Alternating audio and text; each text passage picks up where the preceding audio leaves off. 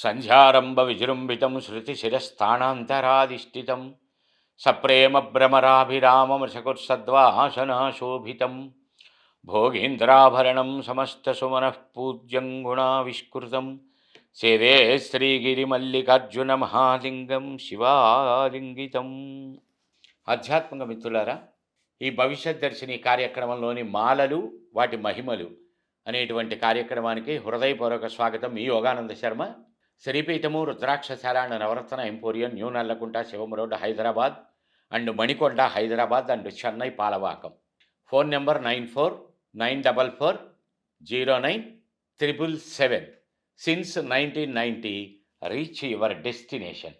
ఆధ్యాత్మిక మిత్రులారా, ఈ మాలలు మహిమల్లో ఇప్పటి వరకు పసుపు పచ్చటి వర్ణము, ఎర్రటి వర్ణంలో ఉన్నటువంటి అంబర్ మణిమాల గురించి తెలుసుకుందాం. ఈరోజు అంబర్ నీల మణిమాల, నీలవర్ణంలో ఉన్నటువంటి మణిమాల గురించి తెలుసుకుందాం.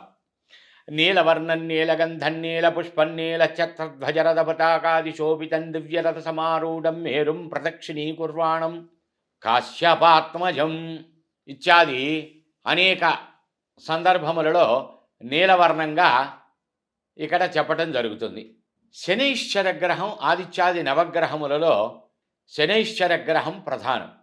సూర్యపుత్రుడిగా ఇతన్ని చెప్తారు. దశరథకృత శని స్తోత్రంలో వస్తుంది, భాస్కరోభయదాయిని. సూర్యభగవాను కూడా భయపెట్టినటువంటి వాట శనీశ్వర గ్రహ భగవానుడు. ఎంతటి గొప్ప ఫలితం అంటే శని ఇచ్చేటువంటిది, మురికి కాలువల మీద 4 మెతుకుల కోసం ఎంగిలిస్తరాకులతో కుక్కలతో కుమ్ములాడుకుండే దుర్భర దౌర్భాగ్య దారిద్ర్య పరిస్థితుల నుంచి రాష్ట్రపతి అంతకన్నా గొప్ప ఉన్నతమైనటువంటి పోస్టుల వరకు, గోచిగుడ్డ కన్నా దరిద్రం లేదు, రాష్ట్రపతి కన్నా గొప్ప పదవి లేదు అని ఏదో ఉమతక సామెత ఉంది. అంటే సర్వదారిద్ర్య బాధలను ఇచ్చేటువంటి వాడు, అఖండమైనటువంటి యోగములను ఇచ్చేటువంటి వాడు శనైశ్వర గ్రహ భగవానుడు. చూడండి, ఇక్కడ గమనిస్తే నవగ్రహములు 9 గ్రహములలో చంద్రుడు, కుజుడు, సూర్యుడు, బుధుడు, గురువు, శుక్రుడు, రాహువు, కేతువు అన్నారు. శనీశ్వరుడు అన్నారు. ఈశ్వరుడు అంటే సమస్తమైనటువంటి సృష్టికి ప్రభువు అని. ఈశ్వరో నామ ప్రభువాచక అని. ఈశ్వరుడు అంటే సర్వాంతర్యామి, అనేక రకములైనటువంటి ఈప్సితార్థములను తీర్చువాడు, ప్రభువు, రారాజు ఇత్యాది భావములన్నీ ఈశ్వర శబ్దంలో ఉంటాయి. ఈశ్వరో బిందు స్మృత అని దేవి పురాణం చెప్తున్నది. ఈశ్వరుడు ఎలా ఉంటాట? ఒక బిందువు వలె ఉంటాట. బిందువు అంటే గీయండి చక్కటి సున్నా. ఇప్పుడు సున్నా గీశారు, అయిపోయిందిగా. ఈ సున్నాకి స్టార్టింగ్ ఎక్కడో ఎండింగ్ ఎక్కడో చెప్పండి. మీరెక్కడ పెన్ను పెట్టి ఎక్కడొచ్చారో కాదు, నేను గీసి మీకు ఇస్తా, అది స్టార్టింగ్ ఎండింగ్ చెప్పండి. ఆ సున్నా ఎక్కడ మొదలై ఎక్కడో. అంటే ఆది అంతము లేనటువంటి వాడు. మనకి సామెత కూడా ఉన్నది. ప్రతి విషయం మనకి సామెతల రూపంలోనే ఉన్నదండి. ఈయన దరిద్ర బాధక ఆది ఎక్కడో అంతం ఎక్కడో కనిపించట్లేదే అని వాపోతాడు. ఎక్కువ కష్టాలు అనుభవిస్తున్న మనిషి. అంటే ఎప్పుడు ప్రారంభమైంది ఎప్పుడు పోతుంది అంటానికి లేదు, జీవితకాలం ఉంటుందని. అలాగే కష్టములు అనబడేటువంటివి ఎప్పుడు ప్రారంభమవుతాయో తెలీదు, ఎప్పుడు పోతాయో తెలియదు. అశ్వప్లుతం వాసవగర్జనంచ స్త్రీణాంచ చిత్తం పురుషస్య భాగ్యం అవర్షణంచాప్యతివర్షణంచ దేవో నజానాతి కుతో మనుష్య అని వస్తుంది రామాయణంలో ఒక ప్రదేశంలో, అహల్య వృత్తాంతంలో. అంటే వర్షం ఎప్పుడు పడుతుందో, గుర్రం ఎప్పుడు సకిలిస్తుందో, స్త్రీకి చిత్తం ఎప్పుడు ఎలా ఉంటుందో, పురుషుడికి భాగ్యం ఎప్పుడొచ్చి ఎప్పుడు పోతుందో దేవతలకు తెలియదట. కుతో మనుష్య, ఇంకా మానవుడెంత మనమెంత అంటే మనకు ఎలా తెలుస్తుంది అని. అలా వచ్చేటువంటి కష్టముల సుఖముల పరంపరకు ఆది అంతాలు ఉండవు. సుఖానికన్నా అంతం ఉంటుంది, ఆదికి అంతం ఉండదు. కష్టానికి అంతం ఉండదు. ఒక నొప్పి పుడుతున్నది, ఒక పెద్ద దెబ్బ తగిలింది. ఆ నొప్పి ఎప్పుడు పోతుందో ఎవడు చెప్పగలడు? అది కష్టం. సుఖం అనుకోండి, షడ్రసోపేతమైనటువంటి భోజనం పెట్టారు. ఓ 10 నిమిషాల తర్వాత, ఓ పావు గంట తర్వాత మన కోరిక తీరుతుందని చెప్పొచ్చు. ఎందుకంటే కడుపు నిండా అన్నం తిన్న తర్వాత ఇక వాడు ఒక చెంచా అమృతం ఇచ్చినా కూడా ఇక మన ఓపిక ఉండదు. కనుక సుఖానికి అంతం ఎప్పుడో తెలుస్తుంది, కష్టాలకి మానవుడికి అంతం ఎప్పుడో తెలియదు. లాభానికి అంతం ఎప్పుడో తెలుస్తుంది, వ్యసనానికి అంతం ఎప్పుడో తెలియదు. ఒక దుర్వ్యసనం ఉంది, అది ఎప్పుడు అంతమవుతుందో చెప్పలేము. ఎంత ప్రయత్నం చేసినా కూడా అది అవనే కూడదు, అయిన తర్వాత ఒడ్డున పడలేము. అది శనీశ్వర గ్రహం ఇచ్చేటువంటి గొప్ప లక్షణం. అందువల్ల అతన్ని శనీశ్వరుడు అన్నారు. ఇంకా ఎంత గొప్పవాడు, ఇతని యొక్క బాధలు ప్రారంభమైనయి, దశ ప్రారంభమైందంటే పరమేశ్వరుడు, ముక్కోటి దేవతలు అందరూ కూడా పరమేశ్వరుని నమస్కరిస్తున్నారు. ఈ దేవతలంతా కూడా గబగబ గబగబా శని వస్తున్నాడని చెప్పేసి తెలిసి గబగబా ఎక్కడ వాళ్ళు అక్కడ ప్రార్థనలు చేసేసుకుని స్వామికి దండం పెట్టుకుని వెళ్ళిపోయారు. పరమేశ్వరుడు నవ్వుతూ కూర్చున్నాడు. శనీశ్వరుడు నమస్కరించుకుంటానికి వచ్చాడు.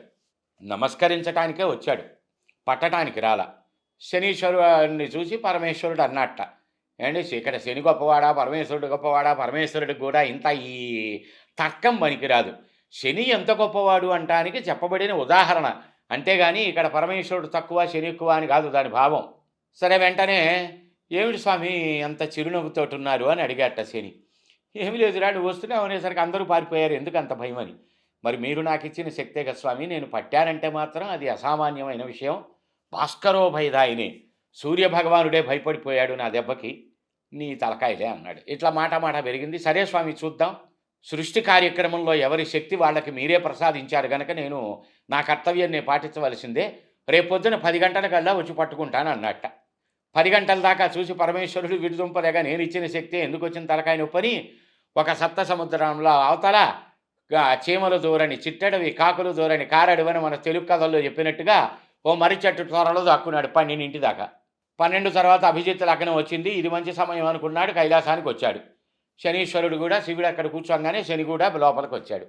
ఏమిరా పడతానన్నావు కదరా పిచ్చివాడా, ఏం చేశావు అన్నట్ట. స్వామి, ముక్కోటి దేవతల చేత మన్ననడు నీరాజనాలందుకోండే మీ దివ్య పాదాలు సప్త సముద్రాల అవతల ఒక మర్రి చెట్టు త్వరలో దాక్కుండే కర్మ పట్టిందంటే అది నేను మిమ్మల్ని పడితే పట్టిందా, నేను పట్టకుండా పట్టిందా అన్నట్టు. శభాషురా నాయనా, నువ్వెంత నిజంగా గొప్పవాడివే, నీకు ఇచ్చినటువంటి శక్తి అంతది. ఈ రోజు నుంచి ఎవరైతే నీకిష్టమైనటువంటి నీలవర్ణంలో నాకిష్టమైనటువంటి మణిమాలను ఎవరైతే ధరిస్తారో వాళ్ళకి, ఎవరైతే శివనామస్మరణ చేస్తారో వాళ్ళకి సర్వదోషములు పరిహరింపబడతాయి, నీ బాధ ఉండదు అని ఈశ్వరుడు చెప్పినట్లుగా మణిమాల వృత్తాంతంలో మనం తెలుసుకుంటాం. అటువంటి ఈ నీల మణిమాలని మనం గనక కంఠంలో ధరించినా, చక్కగా ఒక్కొక్క పూసతోటి జపం చేసినా, మణికట్టుగా దీన్ని ఇలాగా బిగించి ధరించినా, ఏలినాడి శని కానీ, అర్ధాష్టమ శని కానీ, అష్టమ శని కానీ, వ్యయశని కానీ, జన్మశని కానీ, ద్వితీయ శని కానీ, అంటే ఏలినాడు శని, శని దశ, అంతర్దశ, విదశ, సూక్ష్మదశ, ప్రాణదశలు కానీ, దరిద్ర బాధలు కానీ, భూత బాధలు కానీ, ప్రేత బాధలు కానీ, గ్రహ బాధలు కానీ, చోర భయం కానీ, అగ్ని భయం కానీ, రాజభయం కానీ, శస్త్రాస్త్ర భయం కానీ, విషమూలికా ప్రయోగ భయం కానీ, సర్వభయములను పటాపంచలు చేస్తుంది. ఎందుకంటే విషం నీలం వర్ణంలో ఉంటుంది కనుక ఆ విషాన్ని కంఠంలో ధరించి లోకాన్ని కాపాడినటువంటి వాడు కనుక నీలకంఠుడు.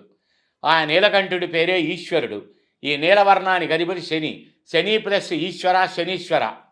ఈ శని దోష పరిహారాలు అన్నిటికీ కూడా అత్యద్భుతమైనటువంటి పాశుపతాస్త్రంగా పనిచేస్తుంది నీలమణిమాల. ఇంకా చాలా విషయాలకి ఇది ఉపయోగం. అన్నీ చెప్పడానికి సమయం సరిపోదు కనుక ముగిస్తున్నాను. కావలసిన వారు 94940977 ఈ నెంబర్కి కాల్ చేయండి, అపాయింట్మెంట్ తీసుకోండి, డైరెక్ట్గా కలవండి, లేదా ఆన్లైన్లో కూడా పంపించే ఏర్పాట్లు జరుగుతాయి. శ్రీపీఠం రుద్రాక్షశాల నవరత్న ఎంపోరియం హైదరాబాద్. సర్వే జనా సుఖినో భవంతు, సమస్త సన్మంగళాని భవంతు. జై గురుదత్త.